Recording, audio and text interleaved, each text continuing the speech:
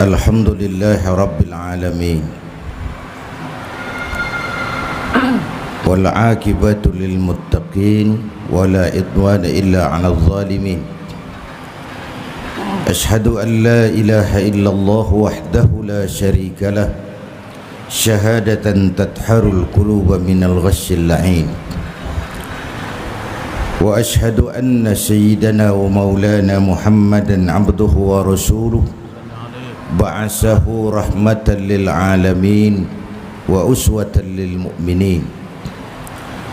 Allahumma fasalli wa sallim wa barik ala sayyidina Muhammadin wa ala alihi wa ashabihi al-mujahidin at-tahirin. Amma ba'du, fa ya ibadallah, usikum wa iyaya bitaqwallah, faqad fazal muttaqun. Saudara-saudara kaum muslimin, jamaah Jum'ah yang senantiasa mengharap ridha Allah,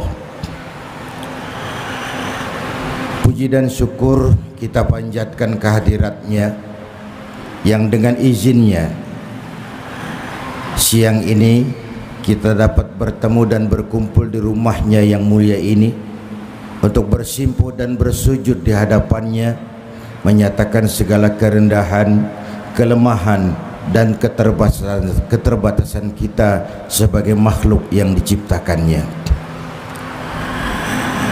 Kalau ada intan paling mahal, mutiara paling berharga dalam kehidupan kita, itu tidak lain adalah Allah telah mengaruniakan kepada kita dua hal yang terbesar. Pertama, dijadikannya kita sebagai muslim, dan yang kedua, kita terlahir di bumi Indonesia. Karunia sebagai seorang muslim adalah intan paling mahal, mutiara paling berharga. Kenapa dia intan paling mahal? Karena dia pertama, dia menyelamatkan kita dari ketergantungan kepada benda.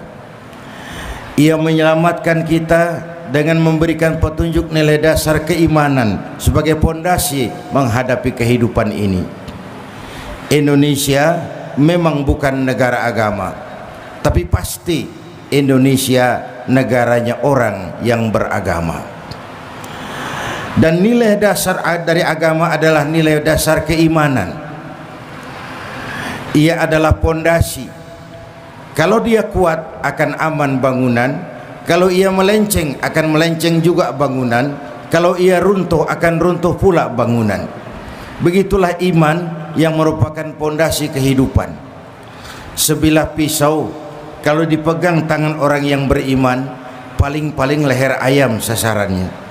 Tapi kalau dipegang orang yang jauh dari iman, tidak cuma leher ayam, mungkin lehernya temannya sendiri pun bisa digarapnya. Pisaunya sama, penggunaannya berbeda ketika tangan orang yang memegang berbeda. Oleh karena itu, kita di dalam membangun negeri ini bukan sekedar perlu orang-orang pintar, kita juga perlu orang-orang benar. Nampaknya bahkan masyarakat lebih menerima orang yang benar, tidak terlalu pintar, ketimbang orang yang pintar tapi tidak benar. Sudah capek rasanya rakyat dibikin susah oleh orang yang cuma pintar tapi tidak benar. Boleh jadi pendidikan membuat kita semakin pintar, tapi keimanan harus membuat kita menjadi semakin benar. Nilai kebenaran yang ditempa dengan keimanan ini akan melahirkan keseimbangan.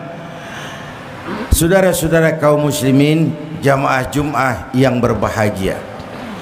Oleh karena itu,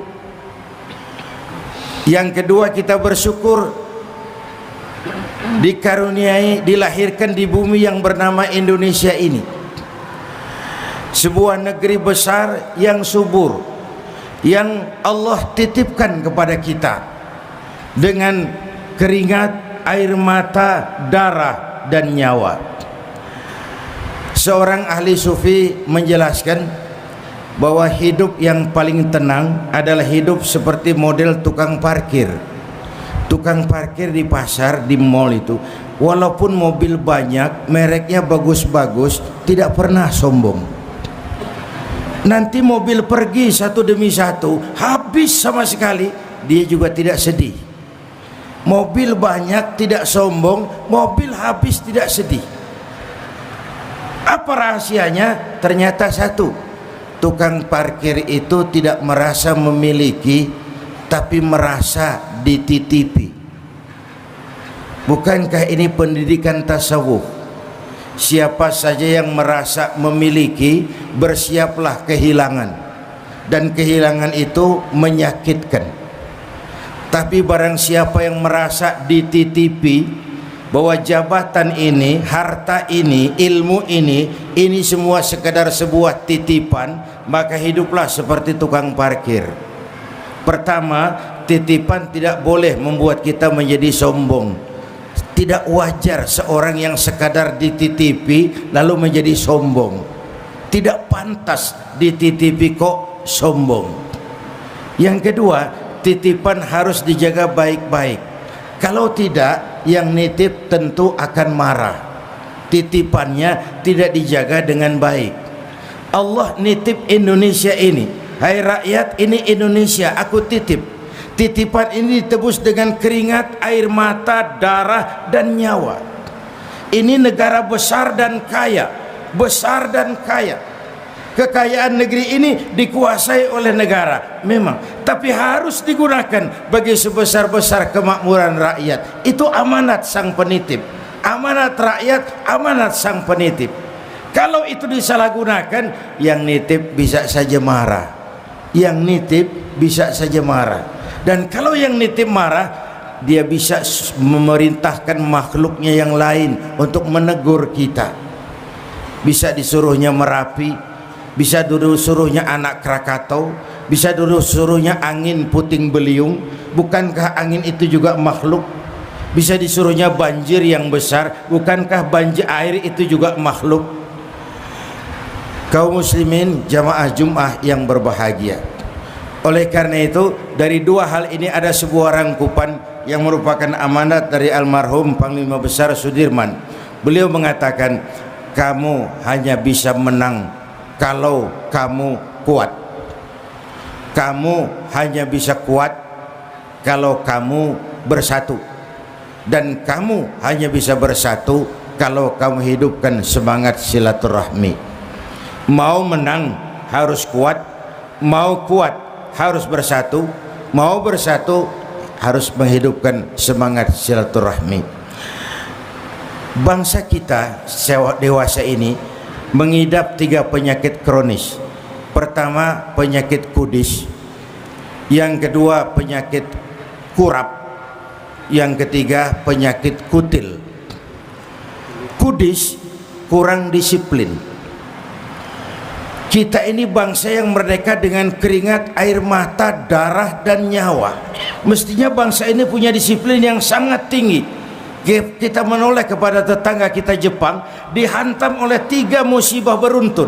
Sejak dari banjirnya tsunami, gempanya sendiri, sampai bocornya reaktor nuklir, terutama yang di Fukushima. Tapi semangat dan disiplin yang demikian tinggi membuat mereka tegar.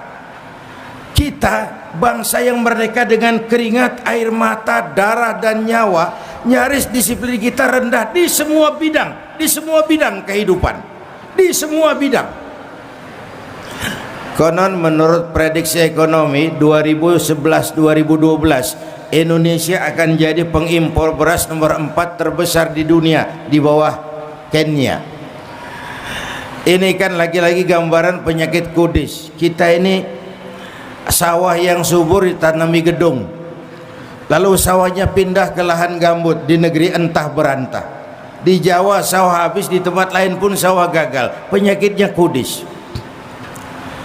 Korupsi kita agak tersendat-sendat pemberantasannya, karena umumnya mental kita punya disiplin, takut atasan tapi tidak takut Tuhan. Takut atasan tapi tidak takut Tuhan. Di semua aspek kehidupan disiplin kita lentur dan luntur. Padahal semua konsep agama muaranya disiplin. Sholat disiplin waktu, syahadat disiplin keyakinan, Puasa Ramadan disiplin makan dan minum, begitu tingginya disiplin puasa itu. Yang halal pun kalau belum waktunya jangan sentuh, jangan dimakan. Yang halal saja kalau belum waktunya jangan diambil. Bukankah itu sebuah disiplin yang sangat tinggi? Penyakit yang kedua, kurang rapi. Kita ini bangsa yang lemah manajemennya. Kita bisa bangun masjid, tapi menata masjid nyaris kalah dengan gereja. Kita bisa bangun rumah sakit Islam, bersaing kalah dengan rumah sakit Zending. Berapa banyak rumah sakit Islam akhirnya jadi rumah Islam sakit. Berapa banyak sekolah-sekolah yang kita bangun bernasib la yamutu wa la yahya, tidak bermutu karena kurang biaya. Lemahnya manajemen kita. Dan yang ketiga, penyakit kita kutil, kurang teliti. Bangsa ini cepat heran, gampang kagum. Coba lihat saja, kadang-kadang kita aneh, negeri kita ini pasar bagus, apa saja laku. Coba saja, kalau ada nabi baru, ada aja pengikutnya itu. Heran sih. Kalau ada aliran aneh, ada saja yang masuk. Ini pasar bagus. Karena masyarakatnya sedang kutil, kurang teliti. Ditambah oleh kemampuan entertain, orang pandai membangun pencitraan, orang pandai membangun bungkusan, sehingga akhirnya orang terpedaya, terpesona, kagum dengan bungkusannya, lupa dengan isinya. Ini penyakit kutil, kurang teliti, cepat heran, gampang kagum. Nah, sumber tiga penyakit ini tidak lain adalah kuman, kurangnya keimanan.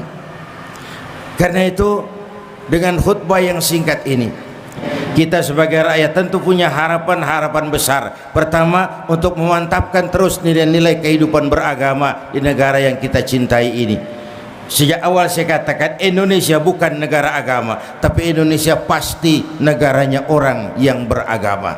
Dan kehidupan keagamaan di Indonesia sejak raja-raja Jawa sudah diberikan simbol tentang bagaimana ada masjid, alun-alun, keraton. Keraton, alun-alun, masjid besar, masjid besar, alun-alun, keraton. Sejak zaman Jawa-Jawa, raja-raja kita dulu sudah memberikan isyarat bahwa agama, negara, dan rakyat, alun-alun tempat rakyat berkumpul, suatu hal yang tidak terpisahkan dan tidak boleh dipisahkan. Agama, negara, dan agama harus berjalan seiring. Jangan sampai terjadi tabrakan, karena kalau negara bertabrakan dengan agama, musibah buat kita semua. Harapan kedua tentu saja tetap menjaga semangat kebersamaan, keutuhan, kesatuan dan persatuan kita seluruh rakyat Indonesia. Kita merasa kita memang makin kaya dengan politisi, tapi makin miskin dengan negarawan. Karena itu kita berharap, bahkan kalau mau jujur barangkali di Indonesia ini kan belum banyak partai, yang banyak itu masih fans club. Fans club itu lain dengan partai. Partai yang punya jaringan, siap dengan SDM-nya, teruji oleh tantangan, itu belum banyak. Yang banyak tuh baru fans club, penggemar saja, penggemar kepada seseorang, orangnya bikin partai lalu ikut. Nanti yang bikin partai mati, partainya ikut mati. Nah, oleh karena itu kita berharap bahwa semangat menjaga kesatuan, persatuan, keutuhan kita sebagai bangsa tetap terjaga dan terpelihara sebagaimana yang diamanatkan Panglima Besar Sudirman tadi. Kau hanya akan menang kalau kau kuat, kau hanya kuat kalau kau bersatu, dan kau hanya bisa bersatu kalau kau hidupkan semangat silaturahmi. Dengan kata lain, tanpa semangat silaturahmi akan berat terwujud kesatuan dan persatuan. Tanpa kesatuan dan persatuan akan sulit terbangun kekuatan, dan tanpa kekuatan akan sulit meraih kemenangan. Ini hal yang kita harapkan, menjaga keutuhan kita sebagai bangsa. Yang ketiga, tentu tetap terus berjuang untuk kemakmuran rakyat, karena memang kita masih memerlukan kerja keras, peras keringat, dan banting tulang untuk menata hari esok yang lebih baik dan lebih pasti dari hari yang kita jalani sekarang ini. Mudah-mudahan khutbah yang singkat ini memberikan sumbangan moral bagi kita umat Islam untuk terus berkiprah bagi kepentingan rakyat. A'udzu billahi minasyaitonir rajim. In ahsantum ahsantum li anfusikum wa in asa'tum falaha. Kalau kamu berbuat baik, kebaikan itu adalah untuk dirimu sendiri. Kalau jahat yang kamu kerjakan, itu pun akan pulang kepada dirimu juga. Barakallahu li wa lakum fil Qur'anil azim wa nafa'ani wa iyyakum bima fihi minal ayati wa dzikril hakim. Aqulu qawli hadza fa astaghfirullahal azim li wa lakum wa li sairil muslimina wal muslimat wal mu'minina wal mu'minat fastaghfiruhu innahu huwal ghafurur rahim. Alhamdulillah hamdan katsiran kama amar. Asyhadu an la ilaha illallah wahdahu la syarika lah irghaman liman jahada bihi wa kafar. Wa asyhadu anna sayyidana Muhammadan abduhu wa rasuluhu sayyidul khalaiqi wal bashar. Amma ba'du fa ya ibadallah, usikum wa iyaya bitaqwallah, faqad fazal muttaqun. Wa'lamu anna Allah amarakum bi amrin bada'a fihi bi nafsihi wa sanna bi malaikatihi bi musabbihati bi qudsihi wa qala ta'ala wa lam yazal qailan alima inna Allaha malaikatahu yusalluna 'alan nabi ya ayyuhalladzina amanu sallu 'alaihi wa sallimu taslima. Allahumma salli wa sallim wa barik ala sayyidina Muhammad wa ala ali sayyidina Muhammad wa radallahu an arba'atil khulafa'ir rasyidin Abi Bakr wa Umar wa Utsman wa Ali wa an baqiyatis sahabati ajma'in wa anit tabi'in wa tabi'it tabi'in wa man tabi'ahum bi ihsanin ila yaumiddin wa alaina ma hum bi rahmatika ya arhamar rahimin. Allahumma ighfir lil mu'minina wal mu'minat wal muslimina wal muslimat al ahya' minhum wal amwat innaka sami'un qarib mujibu da'awat ya qadiyal hajat. Allahumma ya Allah, dengan sepenuh perasaan dan pengharapan dalam segala kerendahan dan kelemahan kami bermohon kehadirat-Mu ya Allah. Begini banyak nikmat dan karunia yang Kau berikan kepada kami, sering kami tidak pandai mensyukurinya. Kebaikan-Mu turun setiap saat ya Allah, sementara kesalahan kami naik di hampir setiap waktu. Allah, kalau selama ini lebih banyak lalai kami dari ingat kami, lebih banyak keluhan kami dari syukur kami, lebih banyak marah kami dari sabar kami, tunjuki kami jalan-Mu yang lurus, yang apabila kami berpijak di atasnya, tidaklah kami akan tersesat untuk selamanya. Ya Allah, tautkan hati kami, satukan langkah kami, jangan biarkan kami sebagai bangsa pecah berkeping-keping. Ya Allah, kami tidak tahu apa kami masih punya hari esok, namun kami bermohon kepadamu, berikan kiranya kami kesempatan untuk dapat melaksanakan kebaikan-kebaikan dalam hidup ini. Ampuni dosa kami, dosa ibu bapa kami, dosa saudara-saudara kami umat Islam. Karuniakan kepada kami rakyat dan bangsa Indonesia pemimpin-pemimpin yang takut kepadamu dan sayang kepada kami.